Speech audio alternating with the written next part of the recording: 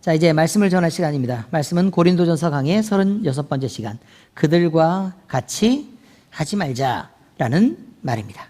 자, 우리는 저번 시간까지요, 함께 나눴던 말씀이 그거예요. 사도 바울이 이방인의 사도로 부르심을 입었지만 많은 사람들에게 사도로서 인정을 받거나 아니면 많은 사람들에게 그 여러 가지 공급을 받으면서 그렇게 풍요롭게 삶을 살지 않았다. 자기 자신을 헌신하고 또 충성하는 것을 자기 인생의 목표로 삼고 있었고, 또 그런 모습을 우리가 살펴보면서 우리가 성도로서 우리도 역시 부르심을 받았는데 우리의 위치와 형편에서 어떤 충성을 해야 될까? 그리고 우리는 어떤 헌신을 해야 될까? 내 자신을 내어놓을 때 과연 어떤 모습으로 내어놓아야 될까라는 것에 대한 고민을 하게 되었습니다. 이제 고린도전서 10장으로 넘어가면서 우리가 어떤 태도로 교회가 되어가고 교회의 지체로서 어떻게 교회를 세워나가는지를 나눌 것입니다. 여기는요, 여러 가지 교회의 헌법적인 예들도 있고 질서에 대한 내용들도 많이 나와 있고 교회의 구성에 대한 내용들도 나와 있는데, 이제 우리가 이 이후로 쭉 이렇게 고린도전서를 보면 그 유명했던 고린도전서 12장은 은사장이라고 얘기하는 장이고요, 고린도전서 13장은 사랑장이라고 얘기하는 장입니다. 물론 사랑장은 요한 1서 4장도 있긴 있지만 아주 유명한 사랑장입니다. 사랑은 언제나 오래 참고 사랑은 언제나 온유하며, 아시죠? 맨날 얘기하는 거니까.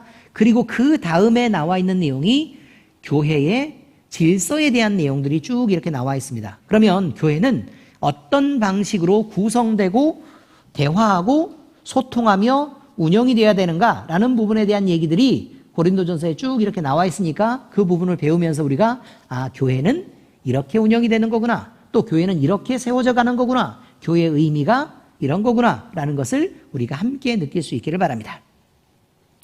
자, 우리 모두가 거룩한 교회의 일원으로 모두 자기 자신을 살피는 일, 그리고 하나님을 예배하는데 성공하는 일, 거룩한 성전이 되어가는데 또 성공하는 그 일에 모두 다들 성공하시고 또 넘치도록 잘 완성되어 가기를 우리 주 예수 그리스도의 이름으로 축원합니다. 오늘 말씀을 보면 이렇게 되어 있습니다. 형제들아, 나는 너희가 알지 못하기를 원하지 아니하노니. 그러면 반대의 반대죠. 그러니까 역의 역이다 이렇게 말하면 긍정에 대한 강조 이렇게 얘기합니다. 형제들아, 나는 너희가 반드시 알아야 된다고 생각하는데 우리 조상들이 다 구름 아래에 있고 바다 가운데로 지나며. 구름 아래에 있다는 게 무슨 말일까요? 구름 기둥이 광야에서 구름 기둥이 이렇게 가려가지고 햇빛을 가려주었는데 그 아래서 보호하심을 입었던 것을 기억해야 한다 이런 말이에요. 그리고 바다 가운데로 지났다라는 말이 무슨 말일까요?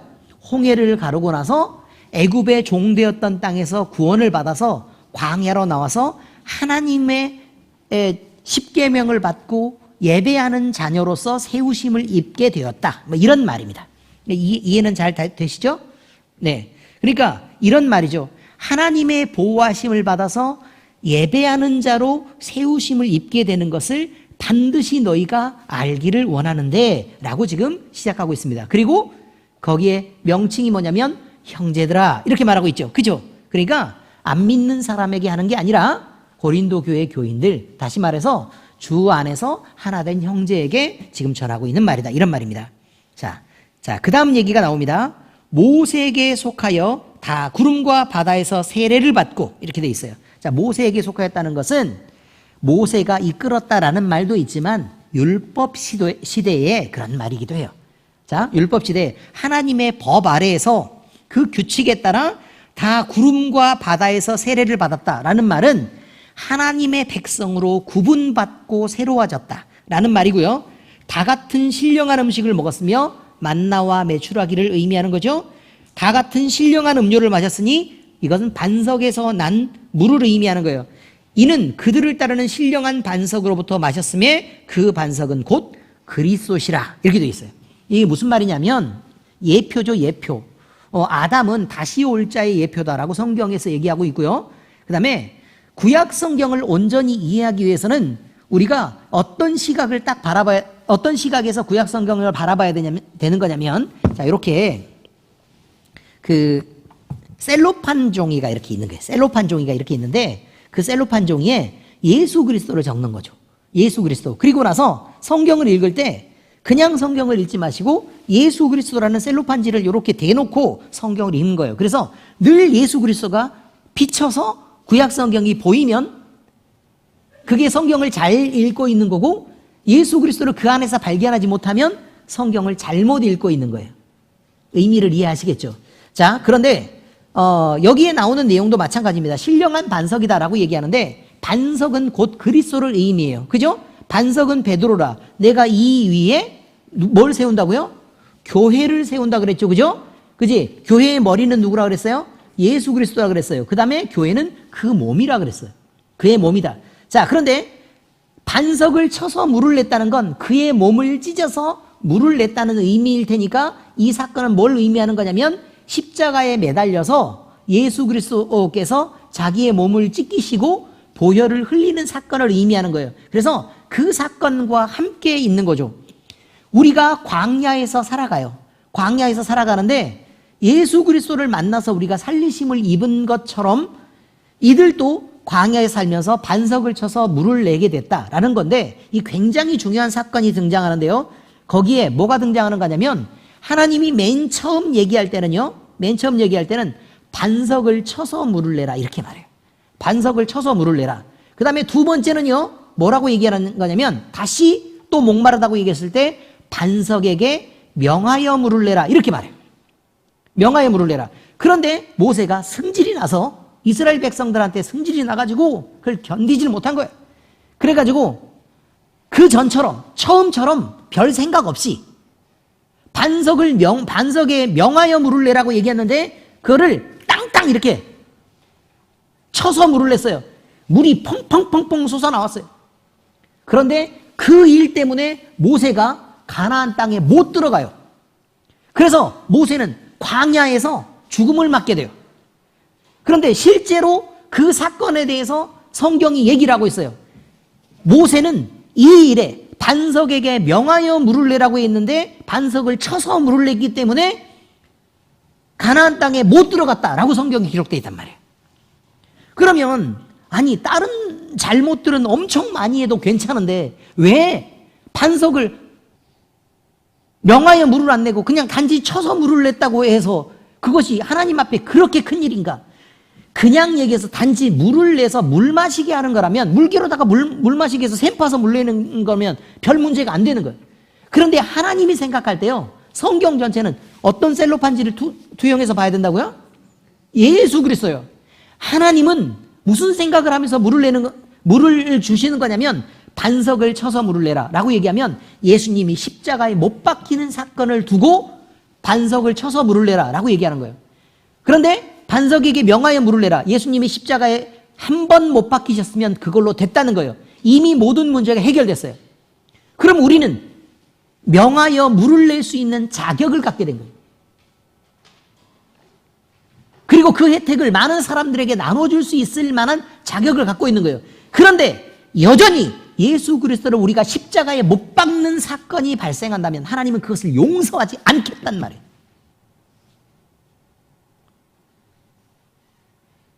절대로. 그게 모세라도 가나안에 들어가지 못하는 사건이고요. 그런 게 있습니다. 자, 아무튼 그 반석은 곧 그리스도시라. 그러니까 성경을 읽을 때 이제 설명이 이제 되기 시작하는 거예요. 그러나 그들의 다수를 하나님이 기뻐하지 아니하셨으므로 그들이 광야에서 멸망을 받았느니라 이렇게 돼 있죠. 많은 사람들이 홍해를 건너요. 그리고 만나와 메추라기로 먹이심을 입고 구름기둥과 불기둥 아래서 보호를 받아요. 그들은 교회예요. 그런데 많은 그 중에 교회에 모인 그 많은 사람들 중에 그 많은 무리가 있지만 그들의 다수를 기뻐하지 아니하셨다. 많은 사람들이 원망하고 불평하고 시비하고 대적했어요. 모세에게 대적했죠. 근데 모세에게 대적한 그 일들은 하나님이 절대로 잊지 않는 거예요. 그들이 회개하고 돌이켰을 거예요. 그렇지 않습니까? 그러나 하나님이 세우신 주의 종에게 대적한 그 일에 대해서 하나님은 절대로 잊지 않죠. 그들이 40년 동안 광야에서 죽을 고생을 하다가 가나안에 못 들어가고 다 거기서 죽고 그 다음 세대가 가나안에 들어가게 돼요. 여러분이 가볍게 생각하지 말아야 될 권위에 대한 얘기예요. 하나님이 세우신 권위. 이렇습니다. 자, 이러한 일은 우리의 본보기가 되어 우리로 하여금 그들이 악을 즐겨하는 것 같이 즐겨하는 자가 되지 않게 하려 합니다. 그리고 그들 가운데 어떤 사람들과 같이 너희는 우상 숭배하는 자가 되지 말아야 한다.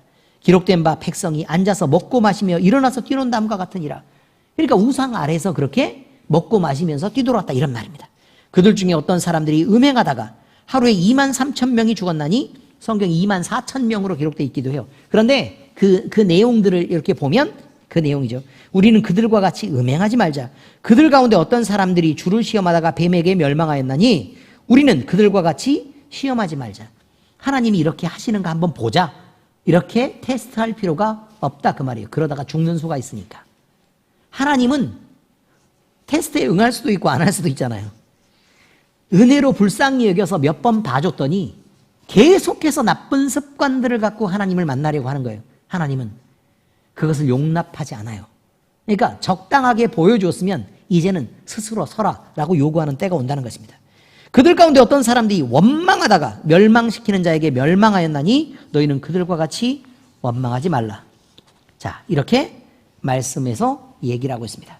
그들에게 일어난 이런 일은 본보기가 되고 또한 말세를 만난 우리를 깨우치기 위하여 기록되었느니라. 성경의 사건 그대로 기록이 되었습니다. 그런데 그 기록은 말세를 만난 우리를 위해 우리가 깨우치도록 하기 위해 우리가 느끼고 우리가 바로 서게 하기 위해서 기록된 것이다. 이렇게 성경은 얘기하고 있습니다. 사도 바울은요, 지금 고린도 교회에 편지하고 있습니다. 그런데요, 여러분, 내용을 잘 보시면요, 우리 조상들이라는 말을 쓰고 있어요. 우리 조상들이라는 말을 쓸 때, 그러면 이거는 유대인에 대한 얘기잖아요. 그렇지 않습니까? 유대인들에 대한 얘기, 이스라엘 백성에 대한 얘기라니까요. 그런데 고린도 지역은요, 이방 땅에 있어요, 지금. 이방 땅에 있는데, 그러면 우리 조상이라고 얘기하면 그 중에 유대인에게 얘기를 한 거냐? 그게 아니에요. 그게 아니라 그 말이에요. 그러면 우리에게도 별 감동이 없어야 되잖아요. 그런데 이상하게 지금 말을 듣다 보니까 우리한테 한 얘기 같잖아요. 의미를 아시겠죠? 왜 그러냐면 율법 아래서 그것이 끝나버렸으면 우리에게 한 얘기도 아니고 고린도 교인 전체에게 한 얘기가 아니겠지만 여기에 누가 등장하는 거냐면 예수 그리스도가 등장해요. 근데 그 예수 그리스도가 목적이란 말이에요. 예수 그리스도가 목적이에요. 그 예수 그리스도 때문에 그런 사건들이 있었다라고 얘기를 하고 그 다음에 예수 그리스도가 본질적인 목적이 아니라 예수 그리스도를 통해서 무엇을 하기 위한 거냐면 우리를 구원하기 위한 거라. 그리고 우리를 가르치기 위한 거라. 라고 이렇게 나와 있으니까 그러면 그렇구나. 구약시대에 그들이 겪었던 많은 사건들은 나를 예수 그리스도 통해 구원받은 것을 깨닫게 하고 그걸 느끼게 하기 위해서 성경이 그렇게 기록된 것이구나 라고 이해할 수 있게 된다 그 말이에요. 그래서 대부분이 이방인이었던 고린도 교회 성도들 그리고 대부분이 아니라 모두가 이방인인 엘림교회 우리 성도들이 그 내용을 공감하고 은혜를 함께 누려야 되는 것이다 이란 말입니다. 자, 성경 말씀에 대한 내용 설명입니다. 바울의 주장에 의하면 물론 성경의 기록에 의하면 출애굽한 이스라엘 민족은 광야 반석을 가르고 난 샘물로 살리심을 받았다는 얘기를 합니다. 자, 출애굽기 12장에 우리는 출애굽기 지금 강해를 함께 배우고 있는 중이니까요. 언제 배우죠? 금요일 날. 네, 맞아요. 금요일 날. 그리고 금요일 날 못 오신 분들은 음성으로 그렇게 함께 잘 배우고 있을 줄 압니다. 그죠? 자, 그러면 우리가 지나간 얘기를 지금 할 거예요. 출애굽기 12장에 나오는 내용은 유월절 어린 양 사건과 그 다음에 이스라엘 백성들이 출애굽한 사건이 기록되어 있습니다. 그리고 13장에는 이어서 뭐가 나오는 거냐면 방황하고 흔들리는 이스라엘 백성들을 위해서요. 하나님이 그들과 함께 하시는 증거로 구름 기둥과 불 기둥을 먼저 만들어서 내가 너희를 이렇게 보호하고 지키고 있다라는 것을 가르쳐줘요. 그러니 너희가 그냥 나간 게 아니라 내가 너희와 함께하고 있다라는 것을 보여준다. 그런 말입니다. 자, 애굽에서요. 그런데 그들 앞에 하나님이 분명히 함께 하신다고 얘기했는데 그들 앞에 뭐가 가로막냐면 홍해가 앞에 딱 바다가 버티고 있고 뒤에서는 애굽 군대 바로가 막 이게 추격하면서 막 다 죽여버리겠다 막 이러면서 지금 쫓아오고 있는 중이라 그 말이에요. 벗어날 길이 없는 것처럼 보입니다. 이제 살 길이 없고요. 반드시 죽을 수밖에 없게 된 그들을 위해서 하나님이 움직이는데 출애굽기 14장에 이르니까 홍해를 쩍 하고 갈라버려요. 바다를 찢어버린다 그 말이에요. 무슨 의미인지 아시겠죠? 그리고 그 사이를 지나 마른 땅을 지나서 결국 이스라엘 백성들은 넘어가게 된다 그 말이에요. 자, 이것도 역시 예수 그리스도의 찢기심을 의미하는 거예요. 예수 그리스도가 찢어지고 그 다음에 그 사이에 길을 건넌 자들만 하나님께 살리심을 받는다라는 거죠. 그런데 문제는 뭐냐면 다 살아난 게 아니에요. 바로와 애굽의 군대가 그리스도인들을 이스라엘 백성들을 추적하면서 덤벼들 때 그들은 바다가 다시 돌아와서 덮임으로 그들은 모두 다 바다에서 수장되게 되었다. 이런 말입니다. 이런 사건이 등장하자 이스라엘 백성들은 모든 위험이 다 사라졌다. 이제는 홍해를 건넜으니까 믿지 않는 곳에서 이제 믿음이 있는 쪽으로, 다시 말해서 세례라고 표현하고 있죠. 그죠? 세례를 받은 이후에는 이제 세상으로 살던 사람이 이제 하나님의 백성으로 살겠다라고 얘기하는 그 즐거움과 기쁨으로 충만하게 됩니다. 그래서 15장에서는 모세의 찬양과 미리암의 노래가 이어지고요. 이스라엘 백성들이 그 구원받은 아다서 막 신나고 즐거웠다. 막 이렇게 얘기하고 있습니다. 신나고 즐거웠다. 자, 그런데 모든 걱정이 사라진 듯 보였던 이들에게 생활고가 찾아옵니다. 그것은 배고픔과 광야라는 자유롭지 못한 여러 환경에 대한 것이었습니다. 그래서 그들은 하나님을 원망하며 종되었던 땅 애굽을 그리워하며 불평하게 됩니다. 하나님은 출애굽기 16장에서 그 불평하는 이들을 위해 만나와 메추라기를 주어서 일용할 것들로 먹이시게 됩니다. 자, 출애굽기 16장 4절, 그때 여호와께서 모세에게 이르시되 보라, 내가 너희를 위하여 하늘에서 양식을 비같이 내리리니 백성이 나가서 일용할 것을 날마다 거둘 것이라. 이같이 하여 그들이 내 율법을 준행하나 아니하나 내가 시험하리라. 이런 말이에요. 자, 여러분, 이렇게 돼 있는 거라고요. 하나님이 우리에게 재물을 주시고요, 일용할 것들을 쓰게 주신다 그 말이에요. 쓰게 주실 때 또 먹게 여러 가지 먹을 것들을 주실 때 하나님이 하루 쓸 것들을 주시고 그 이상의 것들은 취하지 말라고 얘기해요. 의미를 아시겠죠? 그런데 그 율법을, 하나님과의 약속을 지키는지 지키지 않는지 내가 시험해 보겠다고 얘기하는 거예요. 그러므로 우리에게 재물이 들어오는 거라든지 아니면 우리가 일용할 것들을 넉넉하게 사용하는 그 순간에는 우리는 조심해야 돼요.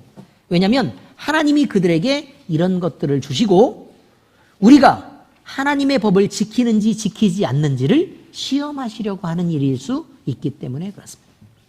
자, 이어집니다. 출애굽기 17장, 무리바에 물이 나와요. 얼마 되지 않아 이스라엘 백성들은 목마름을 호소하면서 하나님을 원망하고 대적합니다.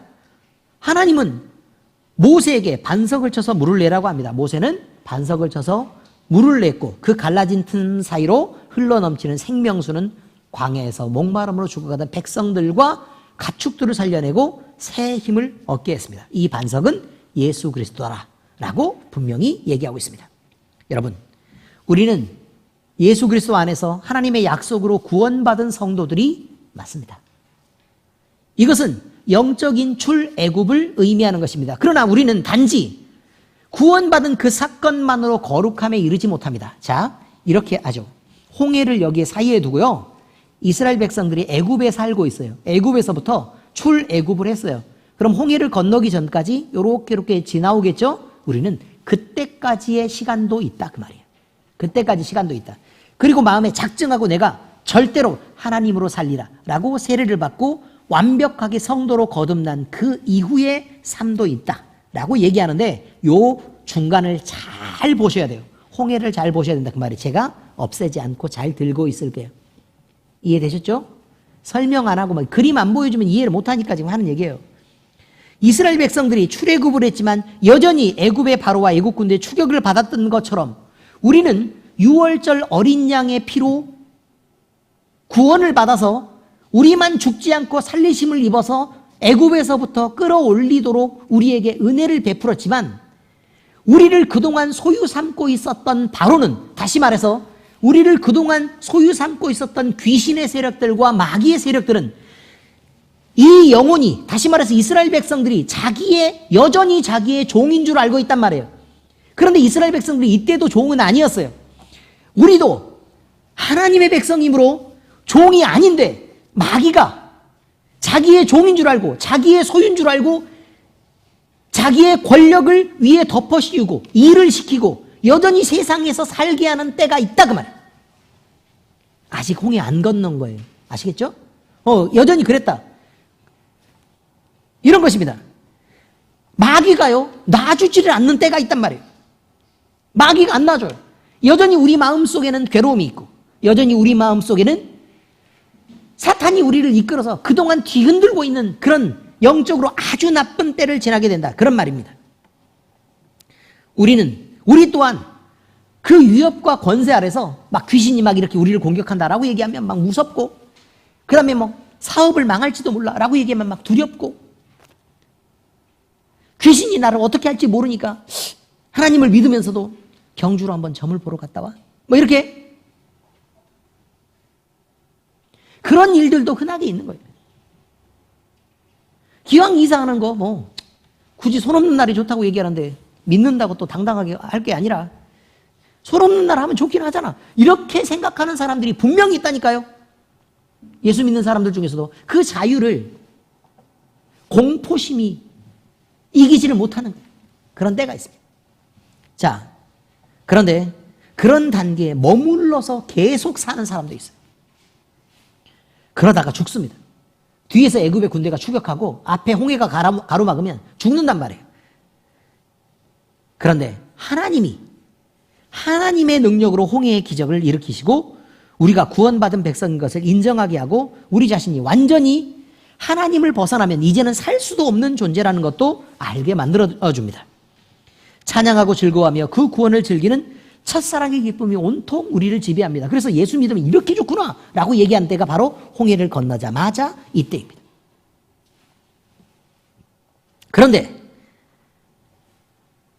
눈을 돌이켜서 다시 광야의 길을 가다 보니 먹을 것과 마실 것으로 대표되는 삶의 일반적인 문제를 우리는 만나게 되고, 그것을 위해서 우리는 내가 벌지 않으면 니네가 어떻게 먹어? 라고 얘기하는 어리석은 말들을 반복하게 된다. 그런 말입니다. 하나님이 공급하시면 욥 같은 부자를 만들기도 합니다. 하나님이 일으키시면요, 내 인생에서 내 기업을 통해서 얼마만한 대단한 기업을 일으키실 줄도 모르고 자기 힘으로 내 능력으로 무엇을 해보겠다고 발버둥치는 그때가 광야의 초기라 그 말입니다. 그런데 하나님은 이런 삶의 문제를 넘어선 어마어마한 기적을 일으킵니다. 우리는 삶의 여러 가지 문제를 만나 실망하고 넘어지고 하나님을 원망하기도 하고 예전에 세상의 종으로 살던 때를 그리워하며 나 애굽으로 돌아갈래 라는 말을 계속해서 반복합니다. 그런데 하나님은 그렇게 미운 짓을 일삼고 있는 우리라도 만나를 늘 아침이면 주시고 메추라기로 저녁 때에 늘 메추라기를 주셔서 일용할 것들을 먹이시고 또 풍요롭게 하시고 그러면서 내 새끼니까 내가 먹여 살려야지라고 하신다. 그런 말입니다. 그리고 예수 그리스도의 보혈의 생수를 주셔서 마르고 죽어가던 우리를 그 영혼으로부터 생명을 소생시켜주는 역사를 일으켜 주신다. 이런 말입니다. 이렇게 성경은 얘기하고 있습니다. 그래서 우리는 반석을 가르고 난 샘물로 살리심을 입었다라고 얘기하고 있습니다. 자, 두 번째, 선민 이스라엘은요, 은혜를 베푸신 하나님 앞에서 믿음의 도를 그러면 지켰느냐? 그러지 못했다라고 말합니다. 하나님의 놀라운 은혜가 있을 때마다 이스라엘 백성들은 때때로 감동도 했을 것이고 즐거워했을 거고 하나님을 찬양도 했을 것입니다. 그런데요, 그들은 그 순간뿐이었고 오래가지 못했습니다. 본성적으로 악한 인간이라는 존재는 하나님을 이용하면서도요, 죄책감이 없습니다. 아무리 큰 은혜를 주어도 그때만 은혜를 받았지 당장 눈앞에 내가 차지할 이익이 없으면 아무렇지도 않게 하나님을 배신하고 그 믿음을 지키지 않는 것이 인간이라 그 말입니다. 우리가 그렇습니다. 홍해가 갈라지며 마른 땅을 건넜던 이스라엘 백성들은 찬송과 기쁨이 넘쳤습니다. 그런데 거기서 떠나 광야길을 겨우 3일 걸은 후에 목마름을 호소하며 하나님을 원망하고 배신했던 것입니다. 이 사건이 마라의 쓴 물로 나타납니다. 이 백성은 하나님이 준비하신 엘림이라는 장소에 겨우 반나절, 그러니까 천천히 걸어도 반나절 정도를 못 미치는 그 거리에서 이미 엘림이 준비되어 있는데 다 왔는데 그걸 모르고 넘어져서 이렇게 원망하고 불평하며 허덕여서 쓴 물을 먹고 이렇게 망가지고 있는 것입니다. 여러분, 그럼에도 불구하고 하나님은 이들을 치료하셨습니다. 15장 26절에 보니까 이르시되 너희가 너희 하나님 나 여호와의 말을 들어 순종하고 내가 보기에 의를 행하며 내 계명에 귀를 기울이며 내 모든 규례를 지키면 내가 애굽 사람에게 내린 모든 질병 중 하나도 너희에게 내리지 아니하리니 나는 너희를 치료하는 여호와임이라. 여러분, 우리 교회처럼요, 몸이 아프면 목사님한테 와서 기도받으면 돼요 라고 생각하는 이런 미친 교회가 있다는 사실은 이상한 일입니다. 그러나 여러분, 어느 누구도 목사님한테 와서 기도받아야 된다는 사실에 대해서 의심하지 않습니다. 왜냐하면 이 일은 연속해서 몇 년간 우리에게 반복되어 왔고 늘 치료가 되어 왔기 때문에 그렇습니다. 우리는 외부에서 보기에 기적이라고 말하는 이 사건들은 우리에게 늘 상식이어서 별다른 감동이 없습니다.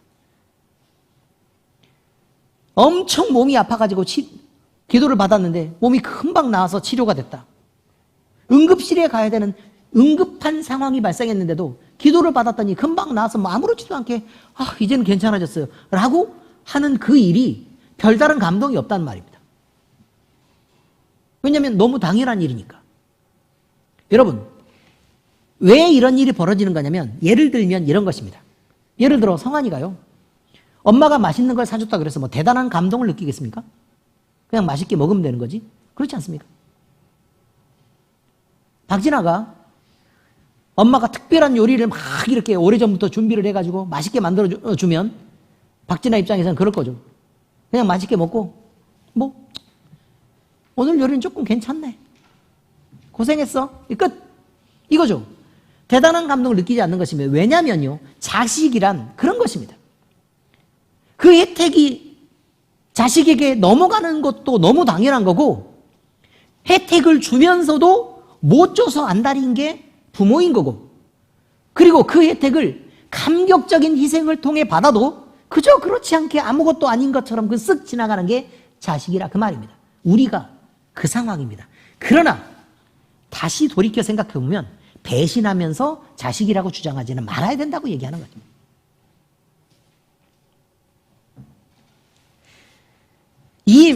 그런데 이스라엘 백성들이 가지는 모든 감정들이 어떻게 만들어지는지부터 알아야 합니다. 불평하고 원망하는 그 감정들이 어떻게 만들어졌는지 지금부터 잘 들으셔야 합니다.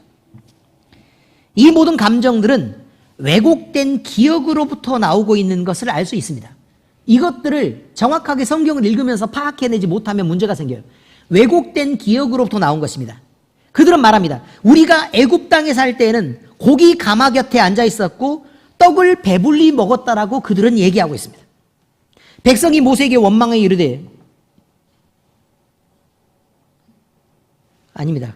이거 다른 내용이네요. 아무튼 떡을 배불리 먹었다고 얘기합니다. 그런데 이것은 명백한 왜곡입니다. 우리가 알기에 그들은 애굽에 살 때 종이 아니었지만 종처럼 부림을 받았었고 힘을 다해 흙벽돌을 찍어내고 있었고 인간 대우도 못 받고 근근히 미움받는 속에서 견딜 수 없는 고통의 때를 보내고 있었습니다. 그래서 하나님 앞에 부르짖을 수밖에 없는 상황이었습니다.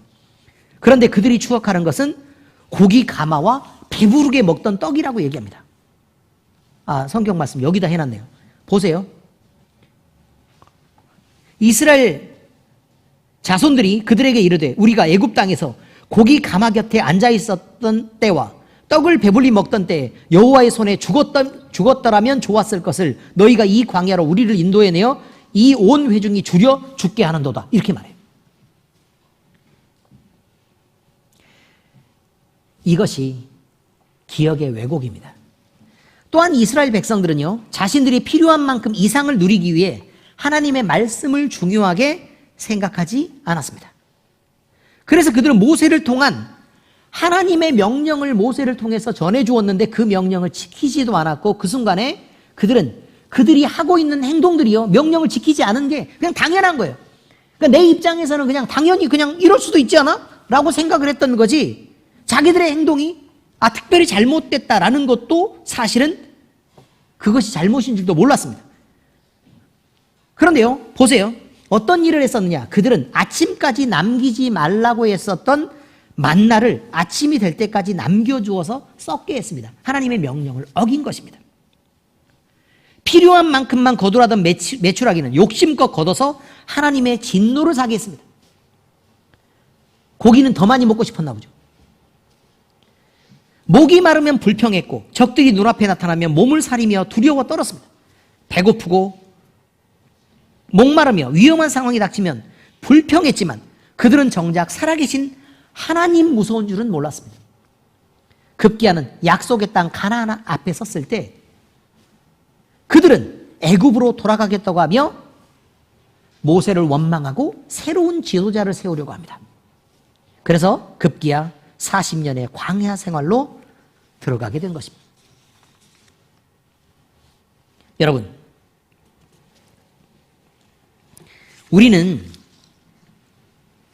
우리가 어떤 선택을 하고 있는지를 잘 모릅니다. 이 모든 것은 우리의 삶에서도 흔하게 나타나는 일들입니다. 우리는 늘 주기도문으로 기도를 하고 있습니다. 거기에는요, 주기도문 내용 중에 우리에게 일용할 양식을 주옵시고 라는 내용이 들어있습니다. 그 기도를 하죠. 그럼 여러분은 하나님이 풍부하게 주려고 할 때 하나님은 여러분이 기도로 그것을 끊고 있는 것입니다. 하나님, 우리는 더 이상 필요 없으니까 일용할 것들을 주십시오.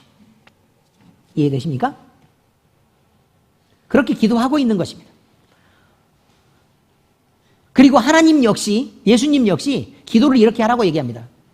너희에게 일용할 것들이 필요하니까 일용할 것을 달라고 기도해라. 이해가 되시죠? 그래서 우리는 일용할 것들을 달라고 기도를 하지만 정말 우리의 마음도 그럴까 그 말입니다. 우리는 더 많은 것을 가지려고 하지 않습니까? 더 큰 부자가 되려고 하지 않습니까? 더 많은 것을 내 창고에 가득 쌓아들여 내 영혼아 이제 평안히 눕고 평안히 쉬자. 이렇게 하려고 하지 않냐, 그런 말입니다. 여러분, 이 기도의 의미, 일용할 것만 공급해 주어도 하나님 나는 괜찮습니다라는 그 기도의 의미가 무엇이냐 이 말이죠. 살아계신 하나님이 우리의 삶의 보장이 되시고 하나님이 우리와 함께만 하신다면 만나는 절대로 끊기지 않을 것이고 메추라기 역시 멈추지 않을 것입니다. 그래서 일용할 것으로 충분하다고 얘기하는 것입니다. 그래서 매일 필요한 만나와 메추라기를 공급해 주시는 하나님 앞에 우리의 인생을 맡기고 하나님께 기대서 그렇게 가겠다는 신앙의 표현인 것입니다. 그런데 우리는 늘 더 많은 것을 거둬들이려고 애를 씁니다. 더 많은 것을 모아들이고 부자가 되려고 하고, 그렇게 우리 자신은 만나를 모아서 아침에 썩고 부패하고 냄새가 나게 하는 것처럼 메추라기를 우리가 필요한 이상으로 모아들여서 우리의 영혼을 망치고 하나님의 진노를 사는 것처럼 우리는 더 많은 돈과 더 많은 재물을 모아들임으로 인해서 우리 자신을 부패하고 썩어지게 만들고 냄새나는 사람으로 바꿔갑니다.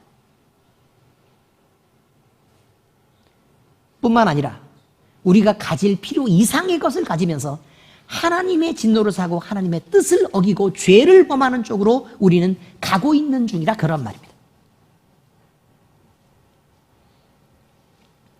우리가 더 많은 것을 모아드리고 싶어하는 그런 신앙의 모습을 보일 때 이것은 분명한 불신앙의 표현이며 일용할 것들을 공급하시는 하나님을 신뢰하지 않는다고 표현하고 있는 것입니다.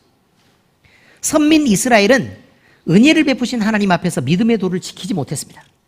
그리고 우리 역시 매일매일의 양식을 공급하고 계신 하나님께 우리의 자신을 맡겨야 되는 믿음을 역시 지키지 못하고 있습니다. 이것이 지금 우리가 시행하고 있는 현재의 모습이라는 것입니다. 이제 세 번째입니다. 그들의 본보기에는 말세, 우리의 신앙을 살피고 돌아보게 하려고 하는 내용이 들어있다라고 얘기합니다. 이스라엘 백성이 출애굽을 하고 홍해를 건너고 광야의 길을 갑니다. 이 여정은 단지 이스라엘 백성들만 걷고 있는 길이 아닙니다. 이 길은 우리가 지금 걷고 있는 인생의 길이기도 하고 또 우리가 우리의 미래에 계속해서 하나님을 만날 그때 예수님을 만나는 그 순간까지 계속 걸어야 되는 길이기도 합니다. 성경에 등장하는 수많은 선배들의 성공한 신앙에서 성공한 스토리 말이죠. 하나님께 순종하고 또 하나님의 뜻을 따라 행동하고 그래서 하나님의 기쁨이 되고 또 하나님을 찬양했던 그 신앙 성공의 스토리는 우리에게 깊은 감동을 주고 그 모습을 따라가도록 도전하게 합니다. 그러나 이들의 성공 스토리는 지금 현재 우리의 모습이나 우리의 상태와는 너무나 간극이 큰 것입니다. 그렇지 않습니까? 반면 우리의 신앙 선배들이 신앙을 갖기는 가졌지만 수많은 어리석음 속에 빠져 있었고 나약하고 그래서 실수할 수밖에 없었고 그래서 실패를 반복했던 역사들을 보면서 우리는 우리 자신이 공감하는 내용이 훨씬 더 많아지게 됩니다. 함께 아프고 함께 비통하고 그래서 그들처럼 함께 경계하며 우리가 조심하고 있는 것입니다. 우리는 약하기 때문에 어리고 미숙하기 때문에 악하고 더럽기 때문에 이기적이고 못났기 때문에 예수님 없이 살 수도 없고 그리고 우리 스스로 견딜 수도 없는 인생을 살아가고 있는 것입니다. 그런데 우리가 끊임없이 우리 자신을 변호하고 변명하고 우리 자신이 당당하다고 계속해서 주장하며 싸워댈 때는 우리는 하나님 없이도 사는 사람이 됩니다. 어느 쪽을 선택해 가시겠습니까? 자, 이제 성경 말씀의 적용입니다. 음행하지 말자.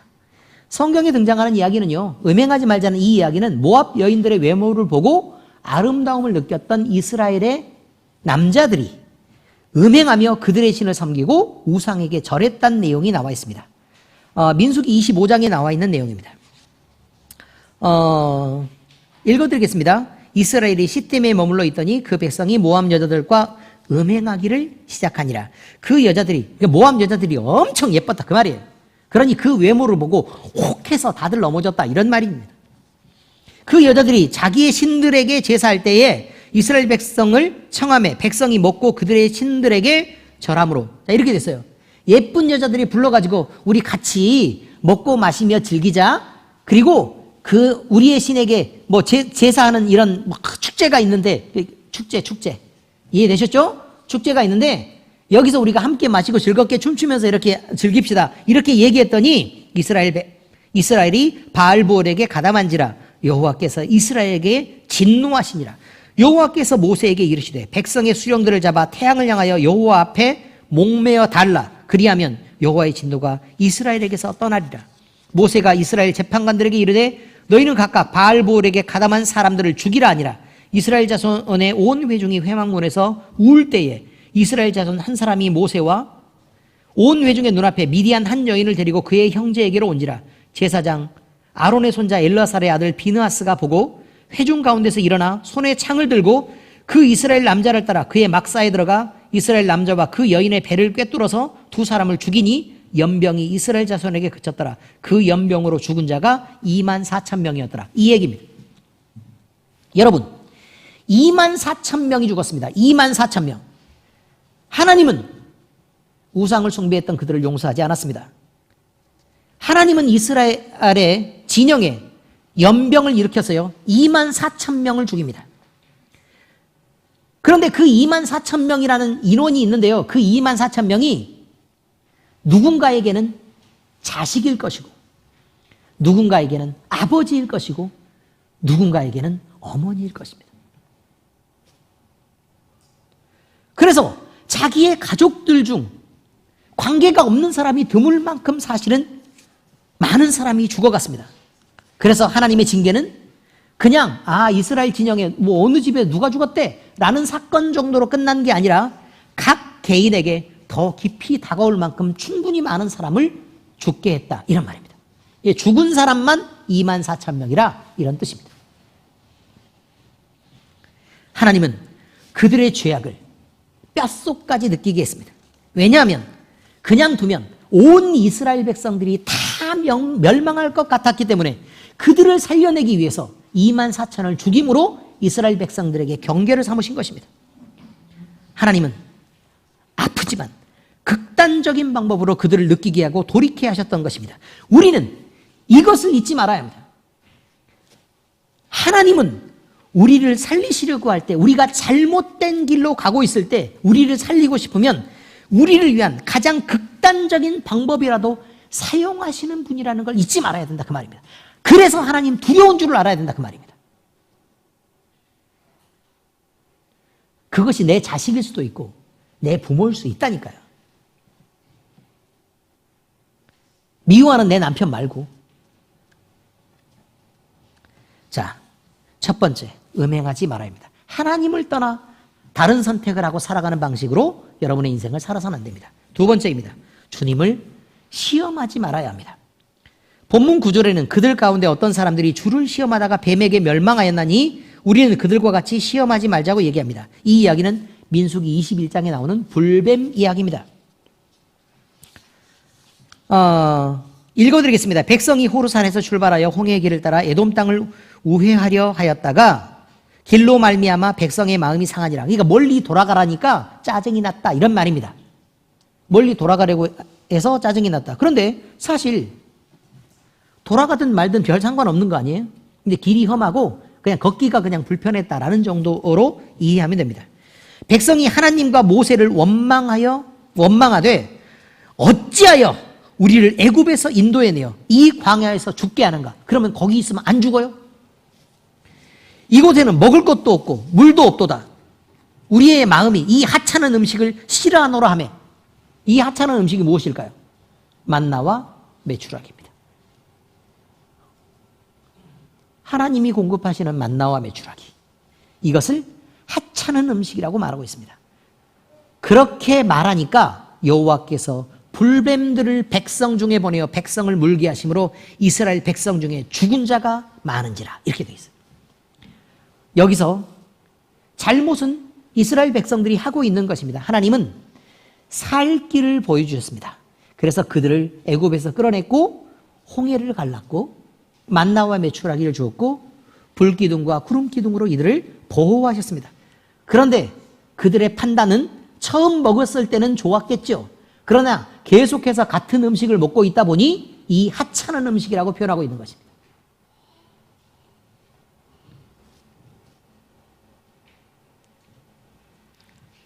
그런데요, 여러분, 이렇게 이스라엘 백성들이 함부로 말하고 하나님에 대해서 이렇게까지 경계심을 늦추고 하나님 무서운 줄 모르고 그렇게 할 때에도 하나님은 아프지만 살 길을 보여주셨고 그 길은 나무 위에 달린 놋뱀을 고개를 들어 바라보라는 아주 쉬운 방식이었습니다.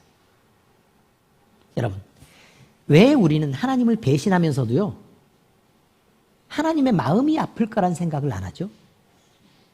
왜 우리는 함부로 말할 때 하나님이 이 말을 듣고 마음이 아프실 거다 라는 생각을 왜 안 할까요? 왜 우리는 우리 마음속에 미움이 있을 때 왜 싸움을 하고 교회에서 불평을 하고 이런 일들이 벌어지게 될 때 우리 하나님의 마음이 아프겠구나 라는 생각은 왜 안 할까요? 여러분 마음속에 살아계신 하나님은 없으니까요.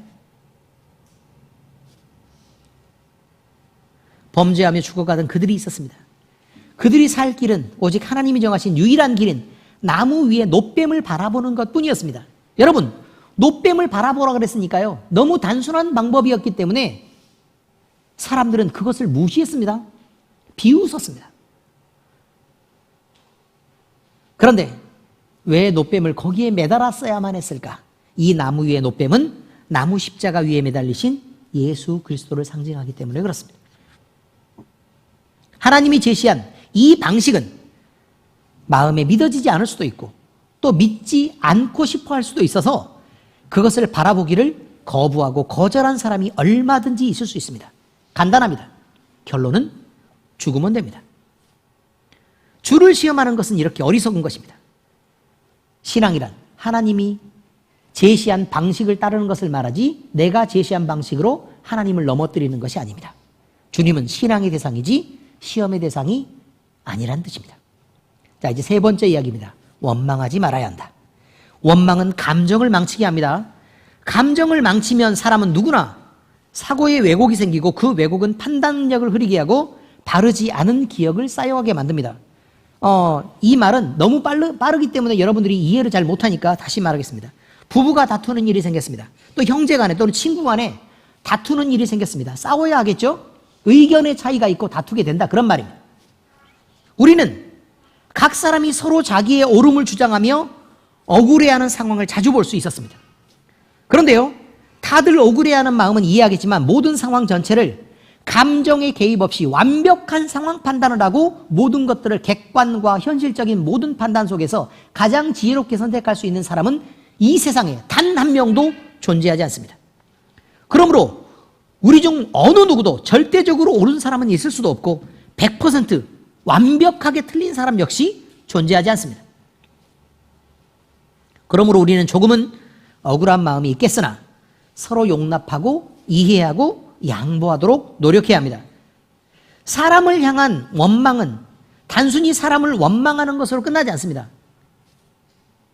마음에 품은 원망은 반드시 자라나고 그 자란 원망은 미움으로 이어지고 또 다른 사람을 향해서 확대되기도 하고 하나님을 향한 원망으로까지 이어지게 됩니다. 그러면 그 원망이 이어질 때 경건한 신앙은 결국 깨져버리게 되는 것입니다.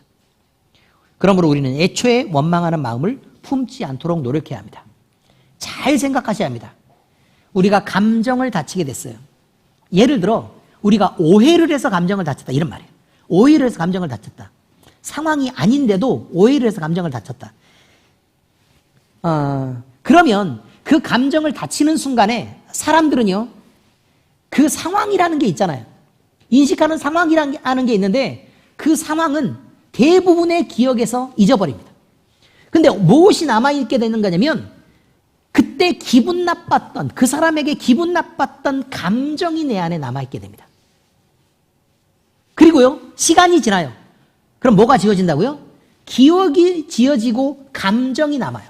그러면 앞에는 내가 뭐 때문에 기분 나빴는지는 모르지만 그때 걔 때문에 되게 기분 나빴어 라고 얘기한단 말이에요. 문제는 이거예요. 내가 오해를 해서 잘못됐어요.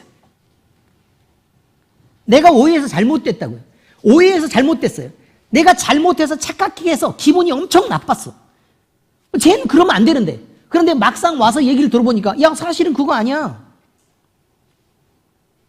이건 이래서 이렇게 된 거야 라고 얘기해서 그래? 그럼 내가 오해했네? 자, 이 상황을 알았다고 생각을 한번 해보세요. 그럼 저 사람을 내가 오해해서 저 사람에게 품었던 미움이 사라질까요? 어떻습니까? 여러분은 그렇게 완벽하십니까? 어때요? 미움이 사라집니까? 내가 오해해서 내가 잘못했으니까 아 진짜 미안해 라고 얘기해도요, 여러분 감정이란 그렇게 수월하게 컨트롤할 수 있는 게 아닙니다.